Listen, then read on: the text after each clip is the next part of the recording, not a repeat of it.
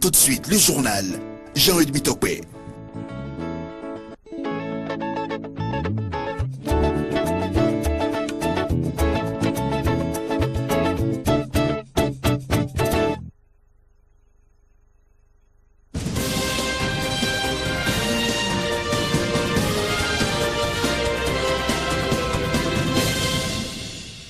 Mesdames et messieurs, bonsoir et bienvenue au 19h30. Voici les titres du journal. Parakou entre doutes, méfiance et interrogations. Pourquoi les travaux de contournement de la ville traînent jusqu'à ce jour? C'est la question de ce 19h30. Le Bénin abrite depuis 2 jours un atelier de formation sur les techniques d'enquête relatives au blanchiment de capitaux. C'est une initiative du groupe intergouvernemental d'action contre le blanchiment d'argent en Afrique de l'Ouest. Et puis, les malades souffrant de l'ulcère de Burli ont reçu la visite de la directrice générale du Conseil national des chargeurs du Bénin. Elle était à Lalo, où elle a offert au nom du président de la République des vivres aux malades.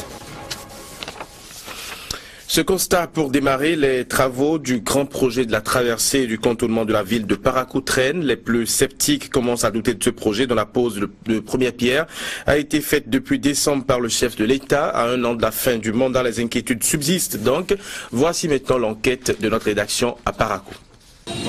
Le samedi 20 décembre 2014, à la pose de cette pierre, c'est toute la population de Parakou qui a rêvé et a poussé un ouf de soulagement. Se basant sur la promesse du ministre des Travaux publics et notamment du chef de l'État qui a annoncé le démarrage des travaux de la traversée 45 jours seulement après la pose de cette pierre, les Parakouais y ont cru et prévoyaient déjà la fin de leur calvaire. Mais hélas, plus de 3 mois, soit environ 110 jours après, le coup de pioche est toujours attendu et les populations se désolent. Depuis plus de 3 mois aujourd'hui, on ne constate plus rien. Est-ce que cela voudra dire que c'est juste une pose de pierre de façade? C'est la grosse question que moi je me pose. Mais Parakou fait des chefs de l'État. Et à tout moment, c'est les lancements et les poses de pierre. Du coup, on n'a jamais inauguré.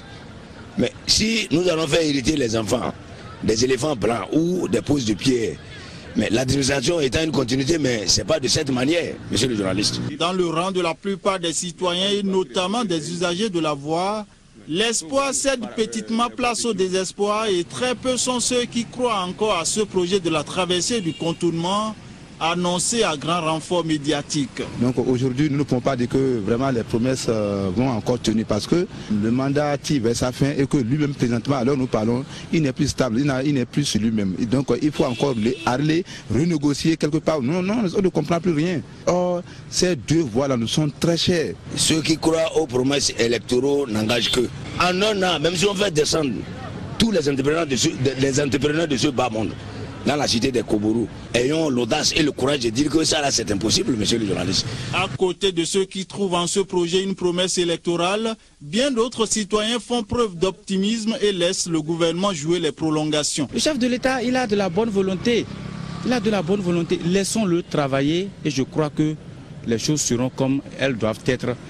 Attendons jusqu'en 2016, nous verrons si réellement il a envie de le faire ou pas. Personne ne l'a obligé à initier ce projet. Hein. C'est de son propre gré et c'est aussi du fait qu'il y a de nombreux cas d'accidents. Donc il va le faire. En temps, il était venu ici, il a dit que Parakou sera comme Paris. Attendons de voir, il va le faire. Mieux que Zimé Ngobi Rayaï, les autorités de la ville y croient fermement.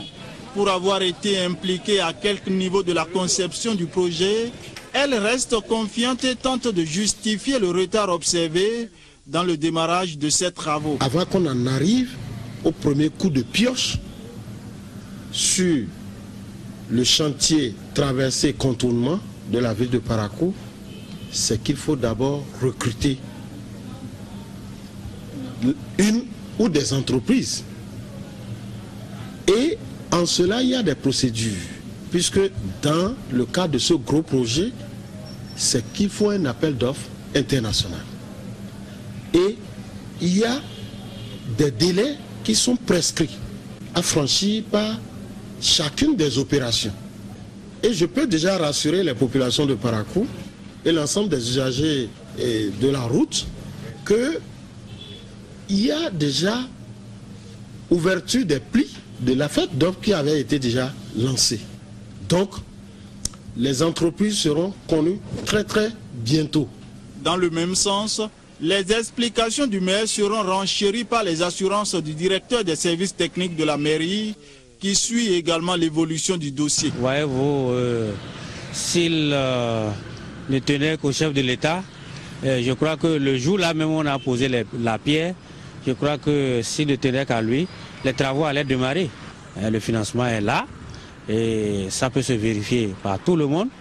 Et moi, je voudrais dire que les Paraquois se tiennent tranquilles et que incessamment, les travaux vont démarrer. Annoncé pour changer l'image de la ville, attirer plus d'investisseurs étrangers et surtout limiter les nombreux cas d'accidents mortels enregistrés sur ce tronçon dénommé Axe de la mort, le projet de la traversée du contournement tient à cœur nombre de Paraquois qui ne se lassent d'interpeller le chef de l'État et l'ensemble de son gouvernement. Donc, monsieur le président de la République, nous savons que vous êtes un homme de parole. Moi, je vais bien croire cela encore, chef de l'État, Dr Boni Yayi. Donc, on vous invite une fois encore à penser à ce chantier-là, à ce projet, j'allais dire, qui est relatif au contournement et à la traversée. Sans vouloir oublier les différents chantiers en souffrance sur le terrain, Parakou réclame à 1 an de la fin du mandat de Boni Yayi le démarrage effectif des travaux de sa traversée. Un projet qui va prendre corps de l'entrée sud à la sortie nord, en passant bien entendu par le carrefour Hubert Koutoukou-Maga, le marché international à Zeker, la préfecture avec un contournement qui quitte le carrefour Hubert Maga au carrefour Alouda en passant par le marché de Pau, soit environ 17 km de voies à réaliser. En politique, le général Robert Guignan est allé avec une délégation à la rencontre des populations de Bembereke. Ces dernières affirment sans détour que le potentiel candidat est leur bienfaiteur. C'est pourquoi, vous le verrez dans un instant, elles ont réitéré leur soutien à l'Alliance Soleil. C'est un reportage de Donald Pan. Le général Robert Nasser Guignan, au contact des populations de Bembereke, sur invitation pressante de cette dernière, il s'y est rendu ce mardi 7 avril 2015 avec une forte délégation de l'Alliance Soleil Les Écoutés de Derou à Zongo. Ces hommes et femmes sont massivement venus témoigner leur soutien à l'Alliance Soleil à travers le général Robert Guignan.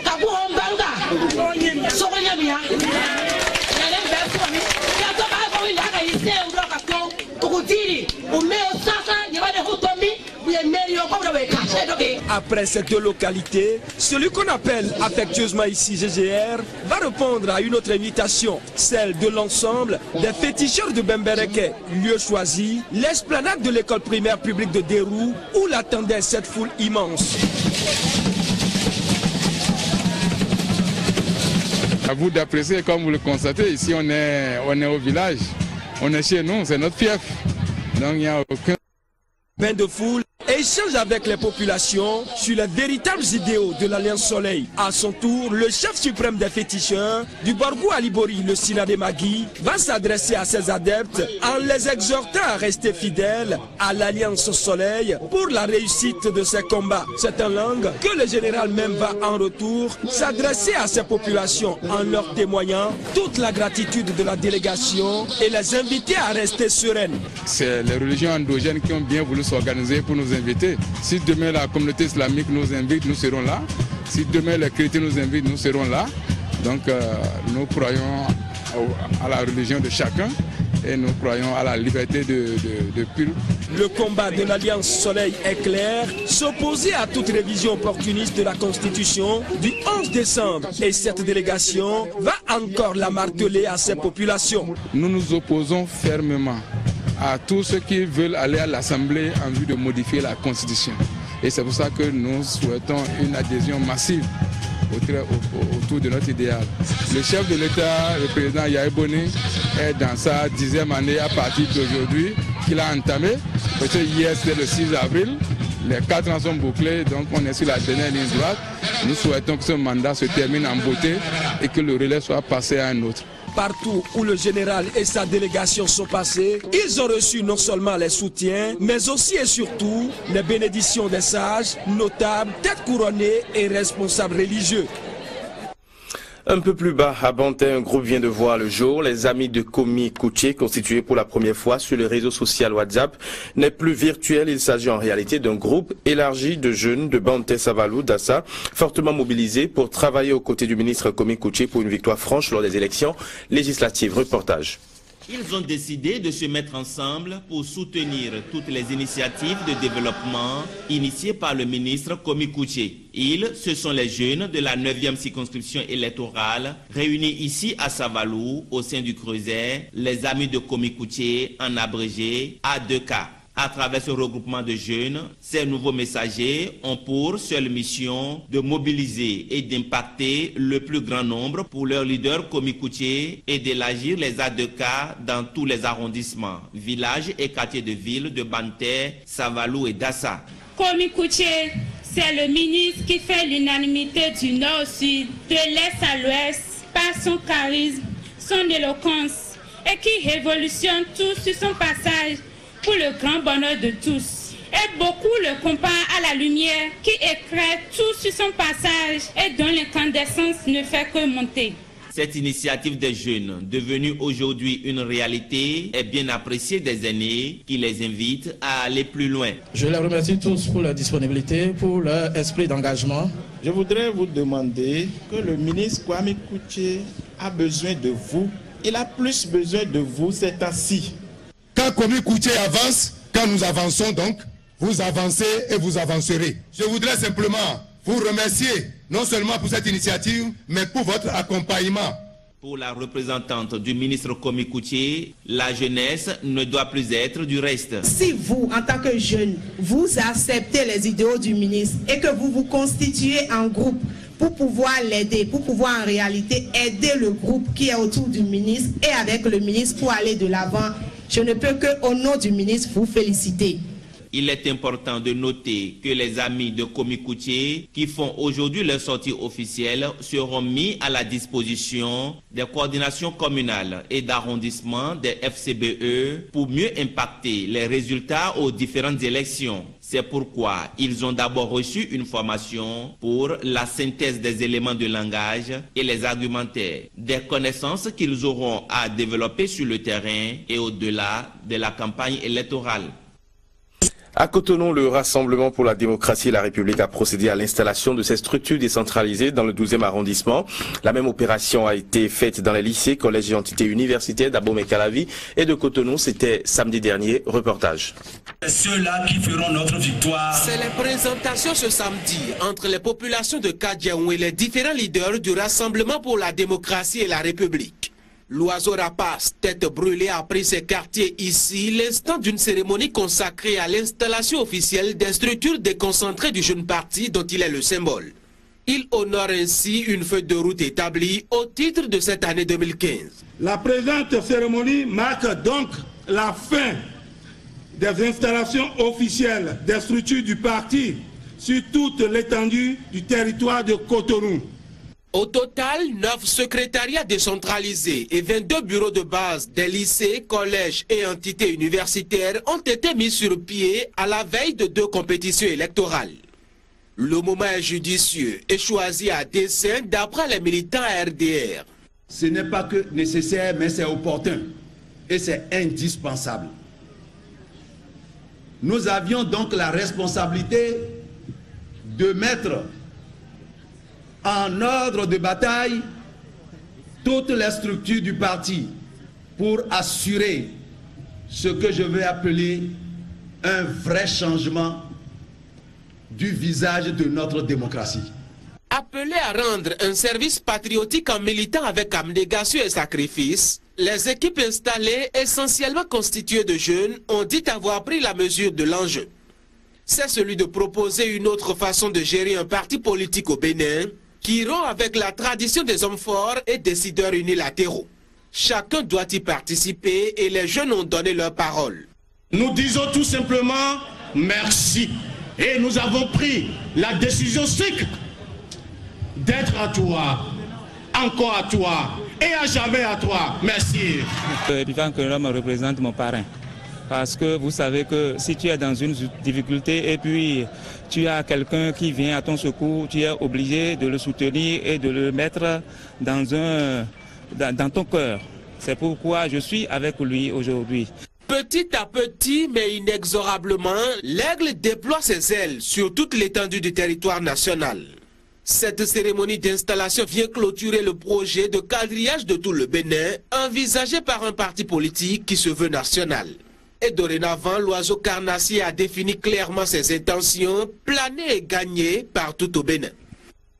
On va voir maintenant des images. Il s'agit de Maître Adrien Rungwidi qui était ce mardi aux côtés des militants de son parti dans la commune de Semekpodji. C'est en image, bien entendu.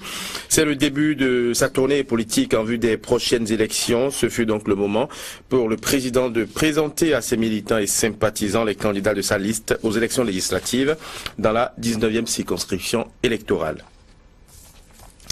Depuis quelques jours, la direction départementale chargée des relations avec les institutions, Ouémé Plateau, sensibilise les organisations de la société civile des communes de l'Ouémé et du Plateau sur la vulgarisation du code électoral. Les séances de sensibilisation se poursuivent et ce lundi, ce sont les OSC de la commune de Semekpodji qui ont été moulés surtout sur les comportements à avoir en période électorale. Reportage.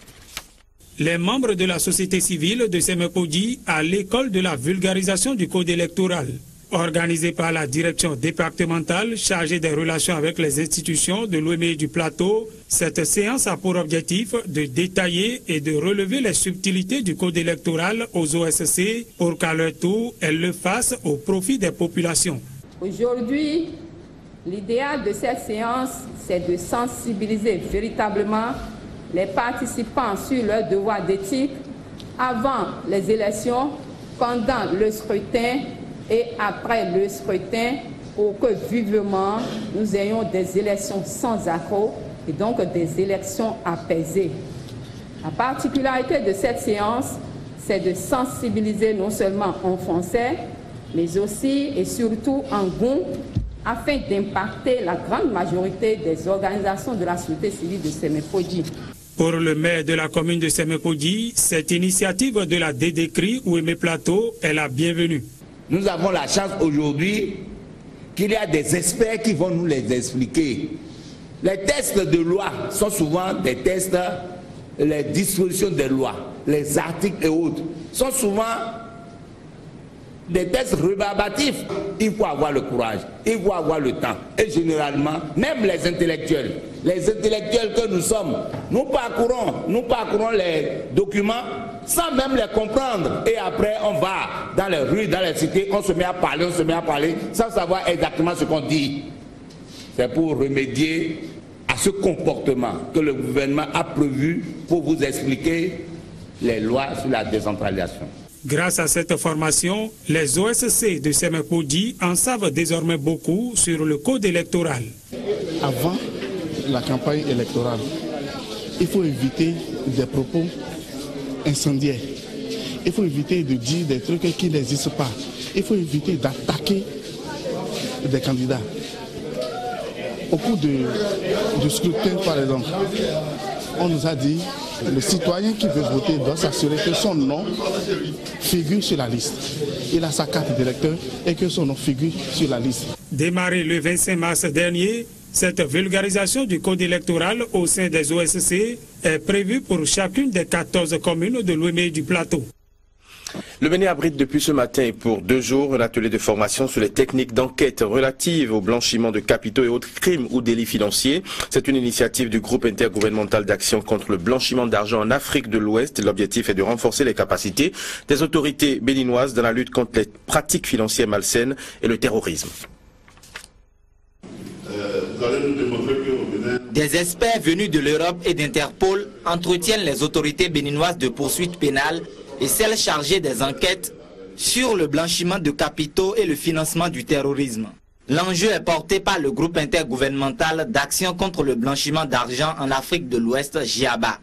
Le GIABA ne ménagera aucun effort en matière de lutte contre le blanchiment de capitaux et le financement du terrorisme auprès des États membres, une priorité de premier ordre en vue du renforcement des dispositifs nationaux de lutte et surtout leur plus grande conformité aux normes et standards internationaux.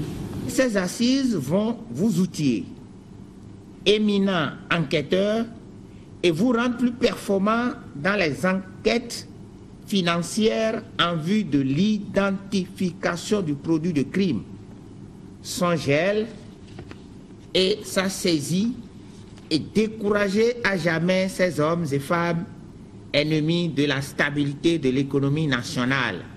Le phénomène n'épargne aucun État, quel que soit son rang économique et social. La suffisance dans l'action n'est donc plus souhaitable. Et pour aller déjà au-delà de la réponse internationale, le Bénin a installé une cellule nationale de traitement de l'information financière. Son attente aujourd'hui, une amélioration du réseau informatif. Nous attendons de vous que les informations que vous nous transmettez soient des informations de qualité pour permettre à la CENTIF de produire des rapports ou des renseignements fiables, précis et exploitables à l'appareil judiciaire. Face à la sophistication des méthodes pour une transposition des fonds illicites dans des activités formelles, la police nationale fait une plaidoirie. Intensifier la coopération interétatique de manière à restreindre à grands traits le champ d'action des groupes armés. On poursuit ce journal avec ce document. Après les enfants déshérités de la commune de Lalo, ce sont les malades souffrant de l'ulcère de Buruli qui reçoivent l'appui de la directrice générale du Conseil national. Les chargeurs du Bénin, Nadine Dako, était au centre de dépistage et de traitement de l'ulcère de Buruli de la commune de Lalo, où elle a offert au nom du président de la République des vivres aux patients de ce centre. Idriss Ouboukari. Ce sourire de Nadine Dako Tamadao sera partagé avec les malades souffrant de l'ulcère de Buruli, ici au centre de dépistage et de traitement de cette maladie. Dans la commune de Lalo, la directrice générale du Conseil national des chargeurs du Bénin, envoyée par le chef de l'État, crée un instant de bonheur.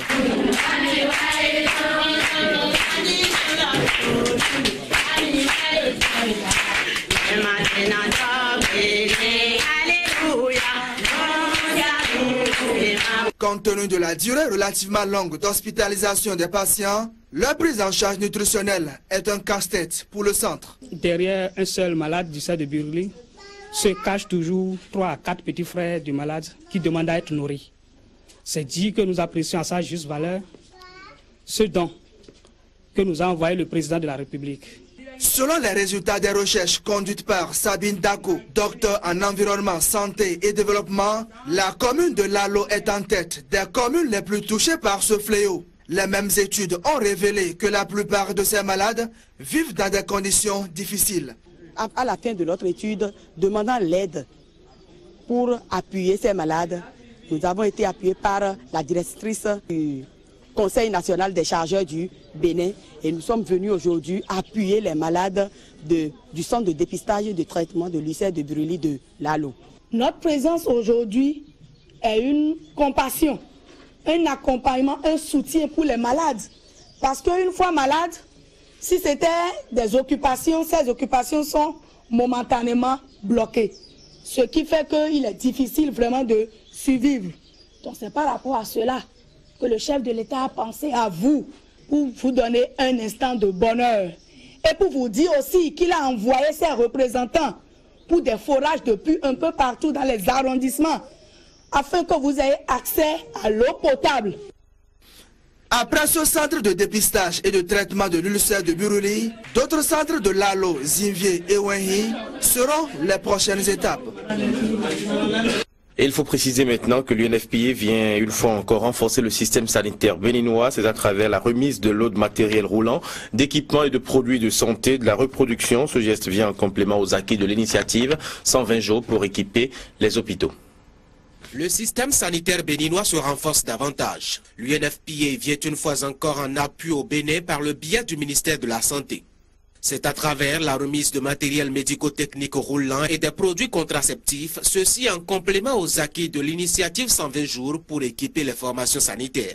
Le lot de matériel roulant, équipements médico-sanitaires et produits de santé de la reproduction que j'ai l'honneur de vous remettre ce matin se compose comme suit. Une clinique mobile qui contribuera à accroître l'offre des services de PF aux populations cibles les plus vulnérables en stratégie avancée, un lot de produits contraceptifs, des consommables pour la prestation de services de PF et accouchement, dont 400 kits d'insertion-retrait d'implant PF, 400 kits de pose-retrait de DIU, 500 kits d'accouchement, 200 kits de réanimation du nouveau-né, 18 kits de type 1 faits de consommables et 6 kits de type 2 faits de matériel à usage multiple pour la réparation des fistules obstétricales. Le geste, qui coûte environ 900 millions de francs CFA, est salué par le ministre de la Santé. La perspective d'une amélioration conséquente des soins de santé à apporter aux populations béninoises grâce à ce don est plus que réjouissante pour l'autorité qui s'est promis d'y veiller. Je voudrais encore une fois vous remercier, monsieur le représentant de l'UNFPA, et à travers vous, tous les partenaires techniques et financiers du secteur de la santé. Je vous donne l'assurance que répartition judicieuse sera faite de tout cet équipement-là que vous nous donnez aujourd'hui. Et j'y veillerai personnellement. L'UNFPA félicite le gouvernement béninois pour sa volonté politique et sa détermination à améliorer les services de santé au Bénin. C'est d'ailleurs ce qui justifie cette action de la structure internationale qui en a profité pour exhorter les partenaires au développement à faire de même. L'objectif final étant de doter le Bénin de conditions de soins efficaces. À venir maintenant, les responsables de Canal+ Bénin ont procédé hier à la remise de conteneurs au profit de la fondation MTN. C'est pour le convoyage des déchets électroniques collectés en Afrique du Sud. L'association de développement des communautés de Beroué à Dekog Benundou célèbre ses 25 ans d'existence. Les festivités ont été marquées ce dimanche, jour de Pâques, par une messe d'action de grâce. Un séminaire de compétences pour répondre au manque de qualité dans les constructions au Bénin. Le projet a fait l'objet d'un séminaire d'information qui réunit les représentants des entreprises et structures qui interviennent dans le domaine des BTP. L'initiative a été présentée et a reçu le soutien des acteurs invités à ce séminaire. Reportage. La science d'information porte sur l'analyse de la qualité des projets de construction et la solution d'un centre de compétences au Bénin. Le centre en question est un projet et aura pour mission d'accompagner les jeunes entrepreneurs dans le domaine des bâtiments et travaux publics. Il se veut une solution aux problèmes de qualité qui se posent au Bénin et propose de nouvelles méthodes de construction. Franck Akrombessi, directeur général de Banca Engineering, et Kis Van Boer, expert en développement de projets innovants, présente le centre aux participants à ce séminaire. C'est aussi une ouverture pour vous pour accéder à l'emploi parce que le centre assure votre compétence en vous donnant les ressources qu'il faut. Et ceux qui veulent vous utiliser peuvent se renseigner sur vous, dont vous avez intérêt. Ça peut être naturel en fait. Ça peut avoir une mission de placement aussi.